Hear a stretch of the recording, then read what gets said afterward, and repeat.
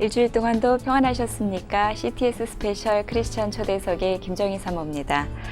오늘은 죽음의 문턱에서 살아나셔서 하나님의 크신 은혜로 제2의 삶을 살고 계신 광주 단비교회 서만종 목사님과 또 성도님들 모시고 귀한 이야기 나눠보도록 하겠습니다. 안녕하세요. 예, 반갑습니다.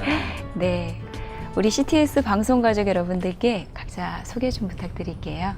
예, 반갑습니다. 예, 할렐루야, 반갑습니다. 저는 강주시 북구 운암동에 소재하고 있는 강주 단비교회를 담임하고 있는 서만정 목사입니다. 감사합니다. 안녕하세요. 강주 단비교회 이인숙 사모입니다. 반갑습니다. 안녕하십니까. 단비교회 정기형 장로입니다. 감사합니다. 안녕하세요. 강주 단비교회 이상만 장로입니다. 안녕하세요. 저는 강주 단비교회 심순인 권사입니다. 할렐루야, 강주 단비교회 김영수 권사입니다. 안녕하세요. 강주 단비교회 고오경 전도사입니다. 감사합니다. 네, 이렇게 멀리 목포까지 오시느라고 정말 애쓰셨습니다. 감사드립니다. 예, 우리 광주 단비교회를 혹시 모르시는 우리 방송가족 여러분들 위해서 단비교회는 또 어떤 교회인지 소개 좀 부탁드릴게요. 예, 우리 강주 단비교회는 앞에 말씀드린 대로 강주 북구 운암동에 지금 소재하고 있습니다. 네. 예, 원래 제 앞에 전임되시는 박한규 목사님께서 79년도 12월 달에 개척을 하셔서 은퇴하실 때까지 섬기시다가 은퇴하시고 지금은 저희 교회 은퇴 목사님으로 계시고 그러나 원로 목사님으로 대접해 드리고 있습니다. 그리고 제가 14년 전에 부임을 해서 교회를 섬기고 있습니다. 그러면 광주 단비교회는 어떻게 세워지게 되신 건가요? 그때 주루와 비주루와 나누어질 때 79년도에 그때 제 전임이셨던 그 박 목사님께서 개척해서 세운 교회입니다. 시작할 때는 방에서 주택 방에서 시작을 하셨고 또 이제 지금의 교회로 옮겨오기 전까지 철길 옆에서 아담하게 교회를 지어서 지역분들과 함께 하다가 거기에 제가 14년 전에 부임을 해서 또 하나님의 교회를 중심해서 지역분들과 함께 섬기다가 작년 8월 달에 교회를 지으려고 하다가 마침 하나님의 인도하심 가운데 강주 신일교회에서 부흥을 해서 또 이전에 가시게 되고 우리가 그 교회를 인수하여 들어가서 지금 1년이 됐습니다. 축하드립니다. 감사합니다. 목사님께서는 안 믿는 가정에서 태어나신 걸로 알고 있는데요.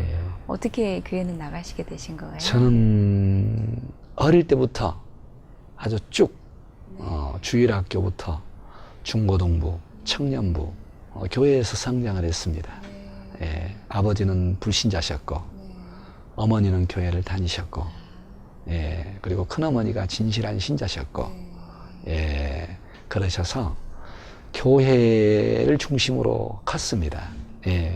언제나 학교 끝나면 교회 가서 놀기도 하고 또 청소하고 이렇게 나이 20세 될 때까지 이렇게 20살 될 때까지 시골 교회를 중심으로 섬겼습니다. 안 믿는 가정이 아니었네요, 목사님. 어머님의 신앙 또 큰어머님의 신앙의 영향으로 또 쭉 신앙생활 해오셨네요. 또 목회를 하시게 된 데는 특별한 계기가 있으셨다고 들었는데 어떤 사연이세요? 이제 어릴 때부터 너는 목사가 됐으면 좋겠다 이런 말씀을 많이 듣고 컸어요. 그런데 너무 시골에서 가난하게 사시는 전도사님들을 보고 나는 목사가 안 될 거야 그렇게 생각을 했었는데 17살 때 여수 제일교회를 섬기던 목사님으로 기억됩니다. 김선영 목사님이신데 목소리가 걸걸하니 부흥사로 무안에 오셨는데 그 목사님이 설교하시는 걸 보고 제가 은혜를 받으면서 굉장히 유명하게 보였습니다. 저분같이 한다면 나도 목사가 돼야겠다. 예. 그래서 그때 처음으로 목사가 되기로 결심을 했었습니다. 예. 어린 마음에 그냥 목사님 얼마나 위대해 보이셨으면. 예. 그때 처음으로. 예. 네, 그러셨군요. 예, 예. 또 이렇게 훌륭하신 사모님들 나오신 경우는 제가 지금 처음이세요. 아, 그렇습니다. 예. 너무 기뻐요. 그래서 제가 좋습니다. 우리 사모님은 어떤 분이신지 궁금해요, 목사님. 예. 저하고 이렇게 만나서 83년도 3월 1일 날 결혼을 해가지고 살면서 이제 제가 목사가 되겠다고 하는 것을 많이 후회도 했고 소명감이 없다 보니까 그랬을 때 제가 목사가 될 수밖에 없도록 했던 사람이 이제 집사람입니다. 예. 이 사람이 아니었다면 제가 오늘의 목사로서는 없었을 겁니다. 예. 사모님 어떻게 하셨길래 목사님이 예. 참 다시 하나님께 재헌신하시는 계기가 되셨는지 궁금합니다. 예, 제가 3월 1일 날 네. 83년 3월 1일 날 결혼을 해가지고 네. 목포에서 결혼을 했습니다. 아, 예. 그래서 집안에서 이제 승용차를 내주어서 그 승용차를 타고 목포역까지 와가지고 거기서 내려서 신혼여행을 가야 하는데 우리 신혼여행 가지 말고 돈을 아낍시다 하고 강주로 가가지고 곧바로 작업복으로 갈아입고 네. 일고 누문동 쪽으로 가가지고 이제 세간살이 하나도 준비가 안 돼 있으니까 돈 200만 원 가지고 결혼했거든요. 네. 예. 또 이 사람 같은 경우도 언니가 결혼을 안 한 상태에서 우리 결혼을 반대하고 있었던 상황이기 때문에 집에서 뭘 해준 것도 없었고 예, 그래서 바로 패백에서 또 돈도 나온 거 있지 않습니까? 그런 거 모아가지고 이거 쓰지 말고 신혼여행을 가지 말고 이렇게 합시다. 거기에 동의해 주어서 3월 1일 날 결혼 오전에 하고 오후 늦은 시간에 일고 누문동 쪽에 가가지고 뭐 장이며 뭐 책장이며 간단하게 1톤 차로 하나 정도 구입을 해놨었어요. 그래놓고 금수장에 가서 하룻밤 자고 아침밥을 먹고 3월 2일 날 그 차를 타고 이삿짐 세간살이 실은 차를 타고 두 사람이 지금은 광산구 본양동 일 거예요. 본양 제1교회 지금도 그대로 있습니다. 그게 83년도 3월 2일 날 결혼한 다음 날 제가 담임 전도사로 부임을 했습니다. 예, 담임 전도사로. 원래 그렇게 계획이 되어 있으셨어요? 그렇게 가려고 짜놨었습니다. 그 시골 교회는 아주 지금 다른 분들이 섬기다 나가고 담임 전도사님이 없는 상태였고요. 예, 예. 그래가지고 거기에 들어가서 83년 3월 2일부터 86년 6월 17일까지 거기를 심부를 했었는데 거기에서 내가 염려했던 일들이 벌어졌어요. 생활비는 10만 원, 외부 보조 한 5만 원 정도. 그런데 식구는 4식구. 나중에 이제 아들 하나 태어나서 5식구. 근데 너무 어려운 거예요. 그래서 소명감도 없고 또 교회는 약하고 먹을 것도 없고 그래서 내가 이러니까 전도사 목사를 안 하려고 했는데 그래서 어떻게 하면 이 길을 걷지 않을 수 있을까 그래서 방황도 많이 했고 그리고 교회를 중심으로 한때는 살지도 않았었고 그렇다고 해서 설교를 안 한 건 아니에요. 다 했죠. 신방도 다 하고 새벽 예배도 다 하고 내 마음속에 그래가지고 한 번은 이제 강주를 나갔다 오다가 차를 타고 교회를 도착하기 한 정거장 전에 우리 성도들도 어디 갔다가 오시는데 내려버렸어요. 수요일인데 일부러 교회 예배를 펑크를 내면 나를 쫓아내겠지. 그리고 앞 산에 올라가서 수요 예배를 가지 않고 있었습니다. 그리고 수요 예배 끝난 뒤에 가면 분명히 나에게 나가라고 할 줄 알았죠. 그럼 너무 은혜스럽게 저를 받아주는 거예요. 이게 웬일인가 봤더니 이 사람이 예배 인도를 한 거예요. 근데 성도님들이 너무 잘했다는 거예요.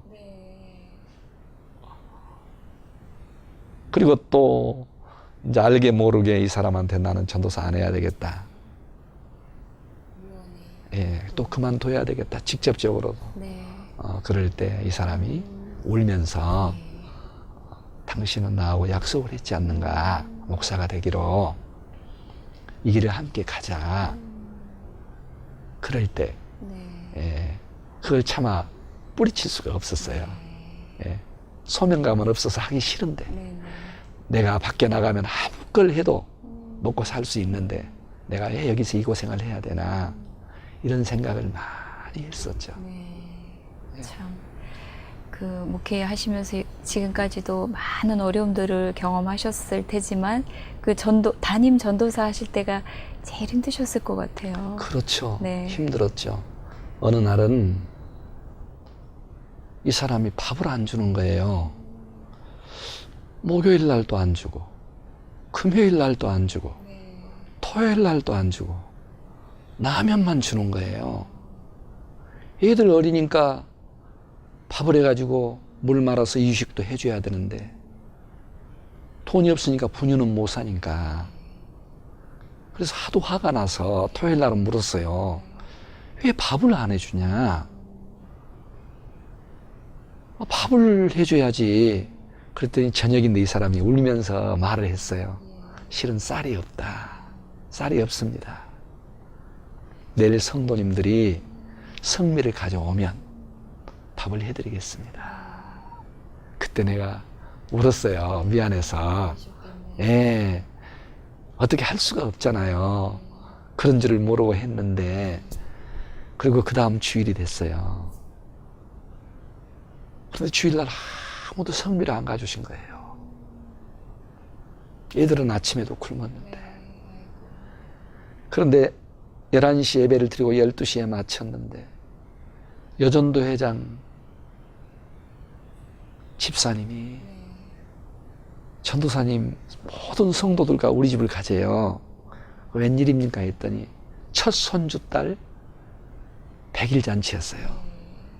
가서 봤더니 정말 상다리가 부러지게 차려져 있었어요. 얘들은 집에다 두고 우리 둘이 가서 성도들과 함께 예배를 드리고 식기도를 하고 숟가락을 들려고 하는데 못 먹겠더라고요. 내 속으로 전도사는 지금 사흘나흘 굶었는데 여전도 회장은 이것도 몰라주고 손자딸 100일이라고 그래서 이렇게 잘 걸게 차려놨구나. 우리 애들은 지금 굶고 있는데 그래 숟갈 들다 놓으니까 왜 놓냐고 그러더라고요. 그래서 금식합니다 그랬어요. 그랬더니 이 사람도 따라서 알고 먹질 않더라고요. 그래서 집에 와서 이제 울고 저녁 예배를 드렸어요. 그리고 다 갔는데 누가 노크를 하는 거예요. 열어봤더니 그 교회 앞에 가게가 있는데 가게 며느리 시어머님이 쌀을 한 말 정도 이고 오신 거예요. 예수를 안 믿는데. 그래서 어떻게 이걸 이고 오셨습니까 했더니 우리 며느리한테 새댁이 라면을 꼭 한 봉 아니면 2봉 날마다 사가더라 이거예요. 아, 그래서 저 집 쌀 떨어졌구나. 그리고 주일날 교인들이 쌀 가지고 가나 자기는 교회를 안 다니니까 교회가 앞에 있으니까 봤다는 거예요. 근데 아무도 쌀을 가지고 가는 사람이 없다라는 거예요. 그래서 오늘 저녁에도 저 젊은 사람들 굶겠다 생각을 했대요. 그래서 그분이 쌀을 가져왔어요. 그래서 저녁 늦게 그걸로 밥을 해 먹었어요. 네. 그 참 식사를 못 네, 하시고 네, 수저를 놓으실 네. 때 두 분 마음이 네. 너무 공감이 되니까 참 옛날 이야기지만 네, 눈물이 네, 앞을 가리네요. 그렇게 담임 전도사 시절을 하시다가 또 담양의 양지교회로 임지를 네. 옮기셨어요. 이제 그렇게 하다가 거기에서 3년 3개월 보름을 지내고 86년 6월 17일 날 담양 양지교회로 가기 전에 한평으로 가게 돼요. 그래 거기를 갔는데 한평 나산 동부교회로 가게 됐는데 거기는 더 가난했어요. 거기에 세수로 10년, 만 9년 정도 그 교회에 있었는데 그 교회에 있으면서도 어려웠어요. 이제 거기서는 애들도 더 컸잖아요. 식량도 더 들어가는데 학교도 다녀야 되는데 학비도 없고 식량할 돈도 없고 역시 그 교회에서도 사례는 10만 원. 예. 그런데 제가 결혼을 하면서 이제 우리 아버지 집도 가난하게 사시기 때문에 또 고생을 우리 키우면서 많이 하셨기 때문에 내가 결혼하면 단돈 1원도 우리 아버지에게 가져오지 않으리라 약속을 했어요. 그래서 정말 그날 이후로 지금까지 굶으면서도 아버지 집에 가서 손을 벌려본 적은 없어요. 그런데 한평에 가서도 그렇게 어려웠어요. 그렇게 어렵게 먹으면서 살면서 또 신학교는 다녀야 되는데 어렵고 서울 총신을 다니려면 적어도 한 주에 5만 원은 있어야 차비도 하고 기숙사에 가서 밥도 사 먹고 올 수 있는데 너무 어려웠어요. 그런데 이 사람이 어디서 마련했는지 꼭 월요일 날 올라갈 때는 3만 원, 5만 원 주는 거예요. 그렇게 어렵게 살면서 신학교를 하나님의 은혜로 졸업을 하고 시간만 나면 그 뒤 산이니까 기도했었죠. 하나님 저에게도 자립하는 교회 임지를 주세요. 우리 아이들이 너무 어렵고 근데 아이들만큼은 제대로 학교 보낼 수 있도록 도시 근교로, 강주 근교로 좋으니까 강주면 더 좋고 보내주세요. 날마다 그 기도를 했었죠. 그런데 하나님의 은혜로 담양 양지교회에서 선보로 설교로 오라고 그래요. 그래서 94년 11월 달에 제가 설교하러 갔었어요. 그런데 집사람이 따라오겠대요. 나 혼자 가면 되지 왜 따라오느냐. 따라오겠답니다. 이 사람이 따라왔어요. 그래서 이 사람 뒷 성도님들 속에 앉아있고 제가 거기에 설교하고 왔었어요. 그리고 부푼 꿈을 안고 참 교회가 좋았어요. 100년의 역사를 가진 교회. 금방 나를 청빙해주면 좋겠다. 그런데 11월 달에 설교했는데 12월이 다 가도 1월이 다 가도 소식이 없는 거예요. 그래서 하나님의 뜻이 아닌가 보다. 포기할 즈음에 100년의 역사를 가진 교회인데 성도들은 한 150명 정도 모이는 교회였는데 강주 근교였고 100년 역사에서 최초로 2인 목사로 청빙 청원을 한 거예요, 저를. 그래서 제가 한평노예가 있다가 95년 1월 26일 날 담양 양지교회 전남노에 소속된 교회로 담임 목사로 부임해 가게 됐습니다. 네. 그곳에서 또 굉장히 열매가 많이 있으셨다고 들었어요. 그렇죠. 예. 이제 그곳에 가서 정말 확 달라졌죠. 그렇게 어렵게 살던 사람이 생활비도 100만 원 이상을 받게 되고 쌀이 한 대, 두 대 팔아먹던 사람이었는데 80kg씩 한가마치 주는 거예요. 그걸 어떻게 다 먹습니까? 거기다가 성도님들이 가을 추수를 했다고 차에다 바리바리 싣고 쌀 창고에다가 이건 목사님 거라고 쌓는 거예요. 저녁에 집사람하고 손잡고 가서 창고문을 여니까 쌀이 가득 쌓여 있는 거예요. 그래서 기도한 거예요. 아, 하나님은 공짜는 없으시다. 공짜는 없으신 하나님이다. 그 어려운 중에 제가 포기하려고 했는데 이 사람이 그때마다 안 돼요. 안 돼요. 끝까지 갑시다 해서 전도사로 그 일도 포기하지 않고 신학교도 끝까지 다녔고 목사가 되어가지고 이렇게 좋은 교회에 부임하니까 그 어려운 시절은 어제 같았고 하루 같았고 이제 너무 생활에 여유가 있었고 또 성도님들도 너무너무 좋았어요. 예. 정말 저희 집사람이 김치를 그 교회 5년 만 9개월 동안 섬기면서 한두 번만 담았을 정도로 김치까지 성도들이 다 담아다 줄 정도로 먹을 식량하며 과일하며 그래서 그 전에 고생했던 보상 100배 1000배로 받은 거죠. 하나님께서 그냥 크게 위로를 해주셨네요. 예, 너무 감사했죠. 네. 예. 그러시다가 이제 다시 어려운 상황에 있는 도시교회로 예. 오셨다고 들었는데 오시기도 쉽지 않으셨을 텐데요. 그렇죠. 네. 그 교회에서 제가 오리라고는 제일 처음에 꿈도 못 꿨었어요. 왜냐하면 생활도 넉넉하지, 성도님들이 좋지, 도시 근교지, 그리고 또 다른 교회 여러 곳 선교도 하는 교회죠. 또 우리 자녀들이 다 강주로 학교를 다닐 수 있도록 학군이 강주지. 하나도 부러울 것이 없었습니다. 사택도 60평이나 되지. 예. 그리고 쌀이 남아 돌아가지고 어려운 성도들 도와준다든지. 제가 어려웠던 기억이 있으니까 어려운 목사님들 가만히 오시라 해서 드리기도 하고 너무 풍족했으니까요. 그래서 그곳에서 새로 정식으로 이 사람에게 옷도 해주고 장도 좋은 거 사고 침대도 새로 하고 신혼살림을 거기서 했던 거거든요. 그런데 그런 교회에 있다가 갑자기 도시 목회를 하게 됐어요.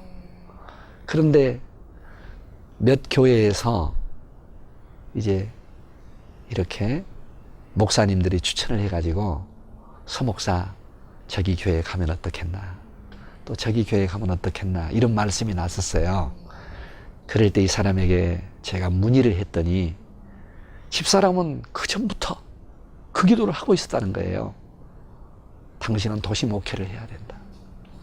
지금 이곳에 있지만 이곳에서 평생 살면 안 된다. 당신은 도시로 가야 된다. 그랬다는 거예요. 그래서 나는 지금의 교회로 청빙을 받아놓고도 이 사람에게 꼭 가야 되느냐.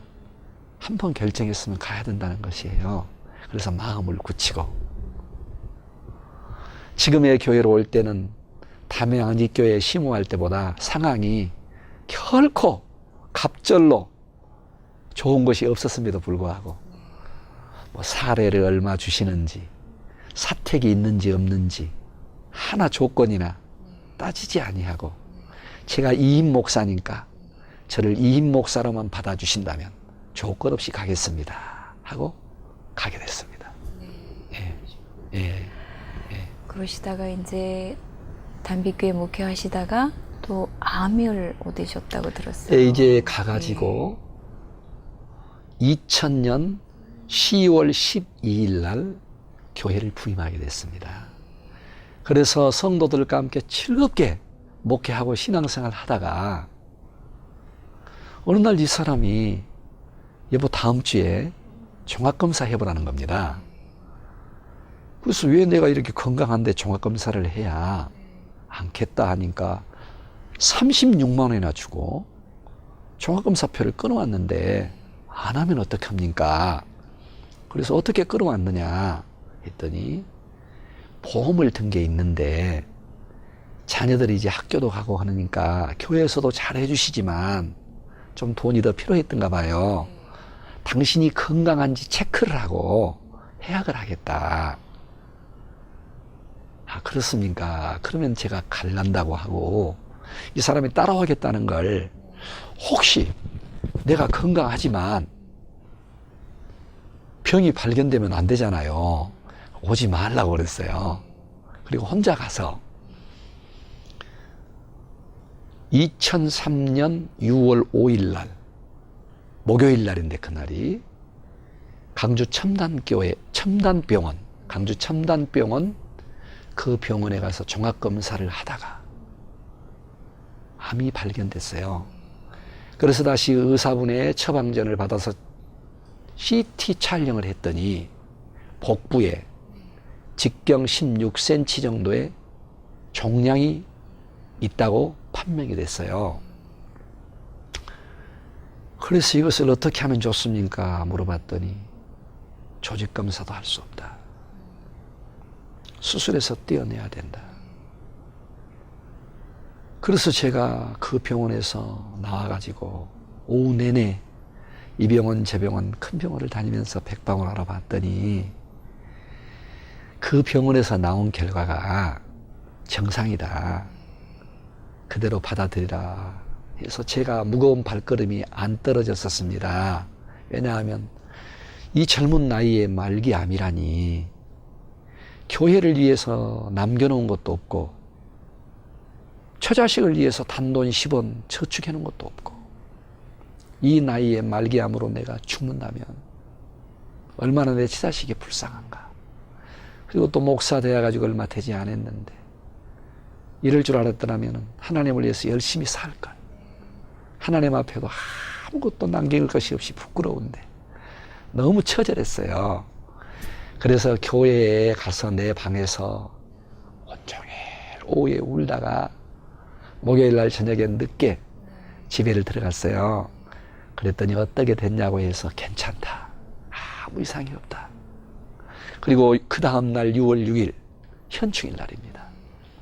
여기 계시는 우리 장로님들, 권사님들도 다 알고 계시는데 그날은 우리 교회 체육대회 날.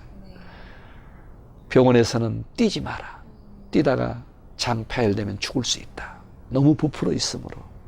그런데 내색 하나 하지 않고 임곡 중학교를 빌려놨었는데 그곳에 가서 체육대회를 하루 종일 하고 또 인도하고 돌아와서 토요일 날은 또 설교 준비해서 주일날 모든 예배 다 드리고 이 사람이 집에 가자고 그래서 나 정리할 것 있으니까 혼자 들어가세요 하고 제 서재실에 혼자 남아 있었어요. 그런데 염려가 되더라고요. 이 나이에 죽어야 하는가. 왜 이렇게 말기암으로 이럴 줄은 몰랐는데 고민하다가 저녁 12시가 넘었는데 서울에 있는 막내 매제한테 전화를 제가 했어요. 그때 당시 온누리교회 집사면서 서울 고대병원에 정신과 의사로 있는데 전화를 해서 자초지종 얘기를 했더니 형님 뭘 걱정하세요. 올라오세요. 그렇게 말하더라고요. 그래서 위로가 되더라고요.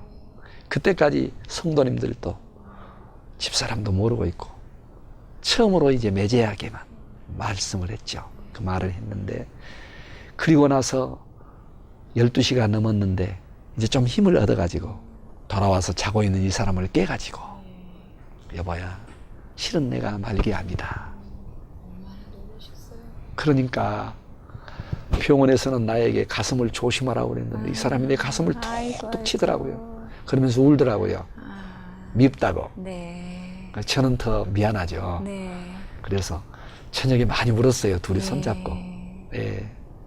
그리고는 그 다음날 정리를 하고 선임 장로님으로 계시는 한기수 장로님이라고 계시는데 그 장로님에게 자초지종을 얘기를 하고 성도들한테도 교회에서 얘기를 하고 바로 서울 고대병원으로 제가 직행을 하게 됐습니다. 네. 예. 무슨 암이셨을까요? 그때 이제 서울 고대병원에 가서 강주에서는 그때 조직검사도 안 된다고 그랬는데 바로 조직검사가 되더라고요. 네.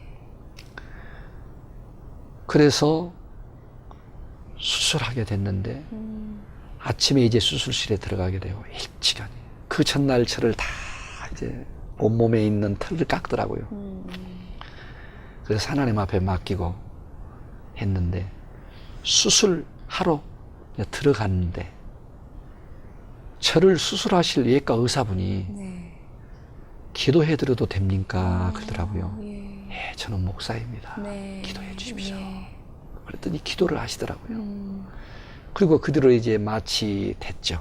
그리고 하루 종일 수술을 하고 한 2.8kg 정도에 해당할 정도로 뛰어냈다고 하더라고요. 적출을 했다고. 예. 나중에 이제 들어보니까 비장, 질화라고 하는 비장에서 암이 생겼는데 한 네. 7년 이상 됐대요. 너무 오래되다 보니까 장이 다 전이가 썩었었고 이 간 쪽으로도 번져 있었고 네. 그리고 그때는 제가 몰랐는데 네. 나중에서 이제 알게 됐죠. 제가 목사지만 너무 충격을 받을까봐 저한테 숨기고 있다가 나중에 나은 뒤로서 말을 한 겁니다. 이건 네. 척추로 해서 이쪽 무릎은 괜찮고 왼쪽까지 골수암으로 싹 퍼져버린 거죠. 예. 그러니까 척추도 많이 뚫었죠. 여러 번. 예. 지금도 그래서 아픕니다. 네. 그 후유증으로. 네. 네. 그래가지고 혈액종양내과에서 혈액암으로 판명됐는데 네. 그게 하나님의 은혜로 젖가슴 이상으로 올라가면 큰일이라고 그랬는데 올라가질 않았었어요. 네. 이 밑으로만. 예. 척추로 해서 다리까지는 온몸에 번져 있는데 이 이로는 올라가질 않았었어요. 예. 그런데 수술을 하고 보니까 이제 꼬매놨는데 기다려야 되는데 암이 확 퍼져가는 거예요. 그래서 어쩔 수 없이 의사 선생님들이 잡아놓은 스케줄보다 좀 빨리 항암제를 투입하게 됐어요. 그러니까 막 이제 꼬맸던 부위들이 터지면서 막 피가 흐르더라고요. 그래서 그때부터 이제 생사를 넘나드는 고비에 들어가게 됐고 이제 의사 선생님은 6개월 정도 치료하면 거뜬히 좋아져서 퇴원할 수 있다고 말씀을 했어요.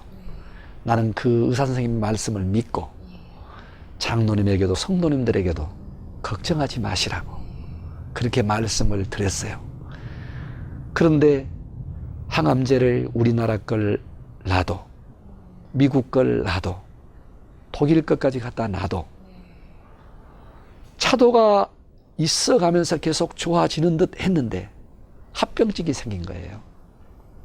간에 이상이 와서 붓기를 시작해서 수치가 500, 1000 올라가서 사람이 둘, 셋으로 보이기 시작했고 그리고 신장까지 또 이상이 왔고 그래서 항암제를 멈춰야 했고 또 식사도 할 수 없게 되었고 제일 처음에는 소변이 좀 힘들었는데 나중에는 또 대변까지 힘들게 되고 이 사람이 아니면 대소변도 어떻게 할 수 없는 그런 이제 처지에 들어가게 됐죠.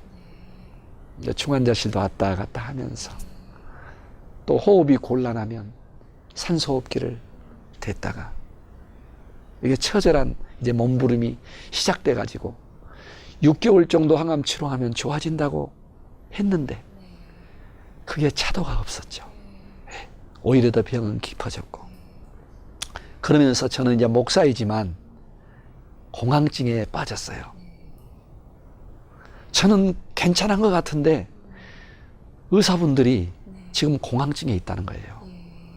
그 보호자들에게 제가 구충 그 말기 안병동에 있는데 잘 지키라는 거예요. 뛰어내릴 수도 있으니까. 저는 그럴 마음이 없는데 예, 의사분들이 내가 그렇게 지금 두려움 속에 있구나 느끼게 됐고 이제 이 사람만 있으면 제가 날마다 목사라는 건 잊어버리고 나를 목사로만 보지 말아다오 하면서 이제 울게 됐죠. 날마다 휴지 한 통, 두 통이 부족할 정도로 날마다 그러면서 이 사람에게 절망을 해가지고 제가 아프기 1년 전 2002년도에 저희 아버지가 세상을 뜨셨는데 내가 죽을 것 같다. 내가 죽으면 우리 아버지 옆에다가 나를 묻어달라. 그리고 이 사람이 톡 저를 때리는 거예요. 저는 그때 당시 얼마나 힘이 없었냐면 이 손톱이 무거울 정도로 이렇게 손바닥을 뒤집을 힘이 없을 정도로 힘이 없는데 얼마나 이 사람이 옆에서 속이 상했으면 제 가슴을 툭 때리고 나가버리는 거예요. 나는 너무너무 아픈데. 그래도 위로가 되지 않고 해서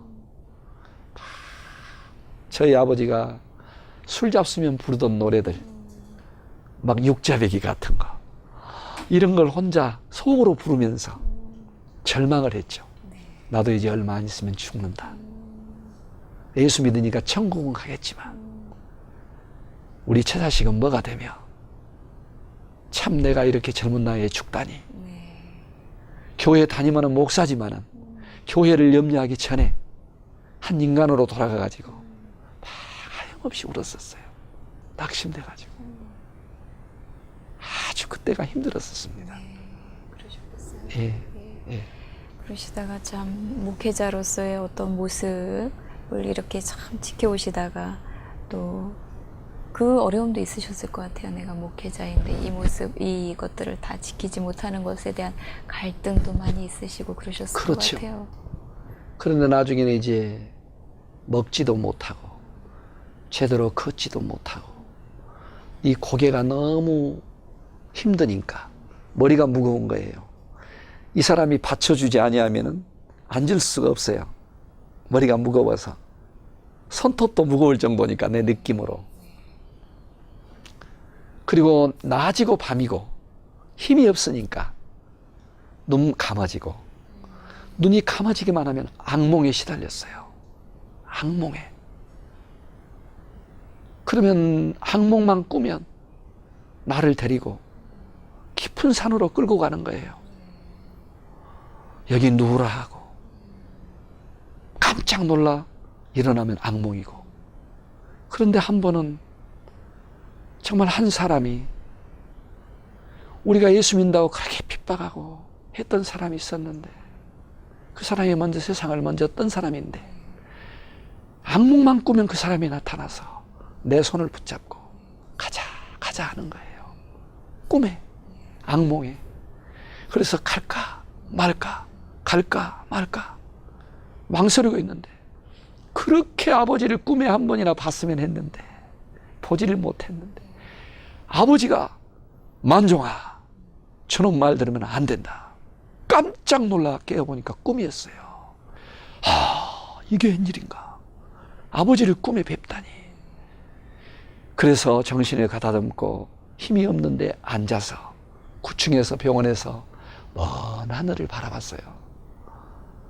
그랬더니 눈에 아무것도 보이지는 않는데 꼭 현실처럼 주님이 나에게 일어나라, 일어나라. 우리가 부르는 복음성가, 나의 등 뒤에서, 이 찬양을 부르시면서 나를 일어나라고 재촉하시는 것 같은 그런 느낌이 들었어요. 눈에 보이지는 않는데, 눈에 보이지는 않는데. 그래서 이게 무슨 일일까? 이게 무슨 일일까? 눈을 감고 절망하다가 이게 무슨 일일까? 그런 과정 속에 있는데, 천상에서 들려오는 것처럼 찬양이 들려왔었어요. 그래서 이 사람을 불러가지고, 여보야, 항상 이 사람은 내 곁에 앉아 있었으니까 24시간 밤이고 낮이고, 여보야, 천사가 부르는 듯한 찬송이 들린다. 어디서 들려오는 소리냐? 꼭 천사가 부르는 것 같다. 그랬더니 이 사람이 툭 나를 때리면서, 여보 정신 차리세요. 나는 너무너무 아픈데 만지기만 해도 정신 차리라는 거예요. 그래서 무슨 말이냐 했더니, 비번인 의사 선생님들이, 하얀 가운을 입은 의사 선생님들이 어느 교회에서 온 선교팀과 함께 지금 복도에서 찬송을 부르고 있는데 무슨 정신 나간 말을 나한테 하냐는 거예요. 그렇습니까? 그렇다면 찬송은 하나님께 드리는 거잖아요.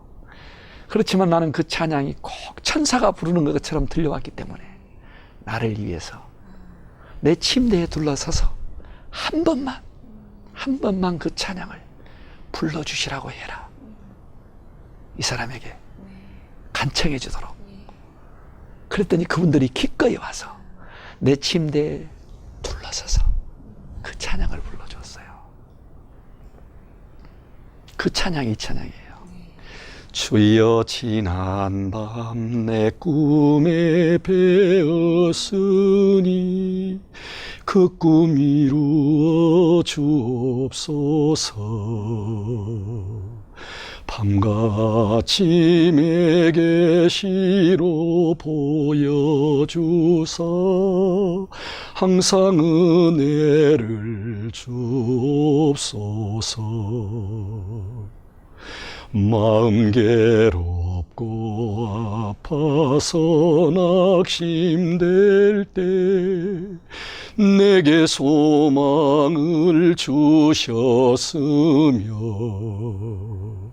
이 찬양을 3절까지 다 불러주시는 거예요. 저는 그 찬양을 들으면서 나도 모르게 절망이 막 희망으로 바꿔지는 걸 느꼈어요. 꼭 시골에서 묵은 논이나 밭을 쟁기로 갈아 엎듯이 막 저를 뒤집어 엎는 그런 감동을 느꼈어요. 그러면서 마음이 그때부터 평안해지는 걸 느꼈어요. 진짜로. 그때 눈을 뜨고 하늘을 쳐다봤더니 방금 전 본 하늘하고 다르게 그렇게 느껴졌었어요. 그러면서 그때부터는 생각이 바뀌더라고요. 긍정적으로. 살아야 되겠다. 이제 힘을 내야 되겠다. 그리고 막 절망적인 그런 노래들만 생각됐었는데 막 희망적인 거. 평안 있으라 평안 있으라 예수 내게 말씀하셔서 주님이 내가 너에게 평안을 주노라 말씀하셨지. 평안을 줄 줄 믿습니다. 막 이렇게 속으로 찬송하면서 겉으로는 할 수가 없었어요. 너무나 가슴이 아프니까, 찬송부를 힘이 없으니까. 그런데 정말 그때부터 이제 흐르는 눈물이 절망의 눈물이 아니라 뜨거운 막 회개의 눈물, 그러면서 감사의 눈물. 그 복음 성가 중에 보면 이런 찬양이 있거든요. 나 어느 날 괴로워서 눈물로서 아래일 때 주님께서 나의 맘 아시고 위로하여 주셨네. 정말 갈 길 몰라 방황하고 있는데 이제 주님이 막 내게 와서 내 손을 잡고 이제 일어나라. 내가 너에게 평강을 주노라. 막 용기와 힘을 주시는 걸 느꼈어요. 그때부터 이제 하나님 앞에 기도하게 됐죠. 주여, 하나님은 한나의 기도처럼 죽이기도 하시며 살리기도 하시는 하나님이심을 믿습니다. 그 하나님의 말씀을 붙잡고 기도하오니 나를 살려주시옵소서.